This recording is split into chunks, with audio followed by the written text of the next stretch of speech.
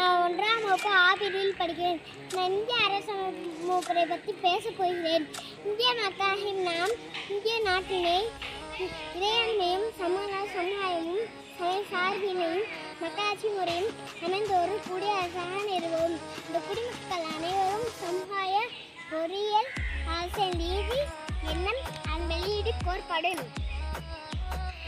சமய நம்பிக்கை வழிபாடு மற்றும் தன்னுரிமை சமுதாய பணியிலே வாய்ப்பு நலம் பற்றி சமமை ஆயத்தை எதிர செய்யவும். அவர்கள் அனைவருடையும் தனிமனிதன் மாண்பு நாட்டு மக்களின் ஒற்றுமை ஒருமைப்பாடு பற்றி உறுதிப்படுத்தவும்.